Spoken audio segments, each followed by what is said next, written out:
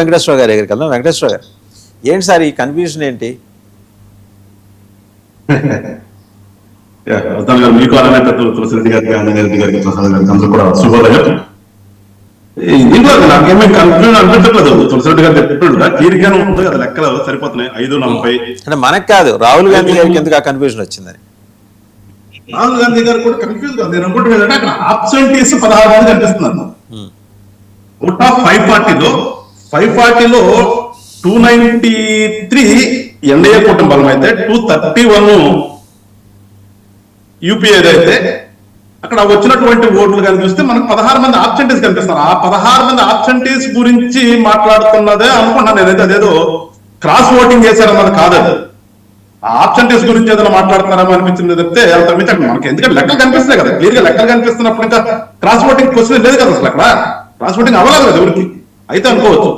But మాకు లెక్కేసుకుంటే కనిపిస్తుంది అంటే 16 మంది ఆబ్సెంటీస్ కనిపిస్తుంది. ఆ ఆబ్సెంటీస్ గురించి ఏదో మాట్లాడే సందర్భంలో అట్లా అది కన్ఫ్యూజ్ ఏమో అనేది అయితే నా భావన. ఏదేమైనప్పుడు కూడా అయిపోయిన దాని గురించి చర్చ కంటే కూడా జరగాల్సింది ఏందనేది ఒకసారి ఇప్పుడు కూడా ప్రోగ్రెసివ్ గానే ఉన్నారండి రాజకీయ నాయకులు అంటే ఎంతసేపు ఉన్నాయి. అదే కాదు కదా, ప్రోగ్రెసివ్ గా వెళ్ళాల్సిన ఆవశ్యకత ఉంది. ఇప్పుడు పెద్ద నాయకుల దగ్గర చిన్న నాయకుల వరకు, పెద్ద నాయకులు అది నేర్పితే చిన్న నాయకులు కూడా నేర్చుకుంటారు తప్పితే ఎంతసేపు మనం ఏదో పీకి కరెక్ట్ కాదనిపిస్తుంది నాకు. ఏదేమైనప్పుడు కూడా మనం జరిగింది ఇన్సిడెంట్ జరిగింది, అయిపోయింది. What next? అది ఎంతవరకు సబబు, నిజంగా రిజర్వేషన్లు ఎంతవరకు అవసరం అసలు ఈ దేశానికి? ఎలక్షన్ దగ్గర నుంచి ఈ దేశంలో కొట్లాట్లు చూస్తున్నాం కదా, ప్రతి వాళ్ళు నాకు రిజర్వేషన్ కాదు, నాకు రిజర్వేషన్ కాదు, ఇదే జరిగిపోతుంది. కులాల పరంగా, మతాల పరంగా, జెండర్ పరంగా ఇదే నాయకుడు. ఇంకా రెండోది లేదు అసలు. మన దేశంలో గొడవ ఏంటంటే ప్రతి వాళ్ళు రోడ్డు మీద రావడం నాకు రిజర్వేషన్, మరి ఉన్న రిజర్వేషన్ అన్ని ఏమైపోతున్నాయి? 70 సంవత్సరాల నుంచి అనుభవిస్తున్నాను, ఇంకా కావాలని కోరటం ఏంటి? అసలు దేనికి పెట్టారు అసలు రిజర్వేషన్? అదే చర్చ రావట్లే ఇక్కడ. దౌర్భాగ్యం అంటే దాని గురించి చర్చ రావట్లేదు. అసలు ఈ దేశం ఎట్లా ముందుకు వెళ్ళాలి, ఎట్లా ప్రోగ్రెసివ్ వెళ్ళాలి అనేది ఏ నాయకుడికి పట్ల పట్టిందల్లా ఏంటంటే నేను ఆడికి ఏదో లబ్ధి చేయాలి, వాడు నాకు ఓట్లు వేయాలి. అది దేశానికి నష్టమా లాభం అనేది ఎడకలే. పరస్పరంగా నాకు అధికారం కోసం నేను ఏదో చేయాలి. దీనివల్ల దేశం ఉపయోగిస్తుందా, దేశంలో ఉన్నటువంటి రెస్ట్ ఆఫ్ పీపుల్ అందరికి కూడా లబ్ధి చేస్తుంది అనేది ఎవరికి పట్టట్లా.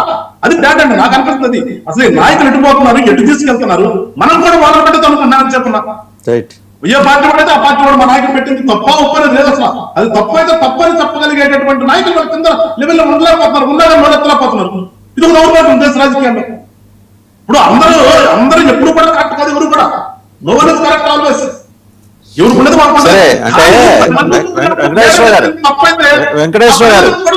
వెంకటేశ్వర గారు యూఆర్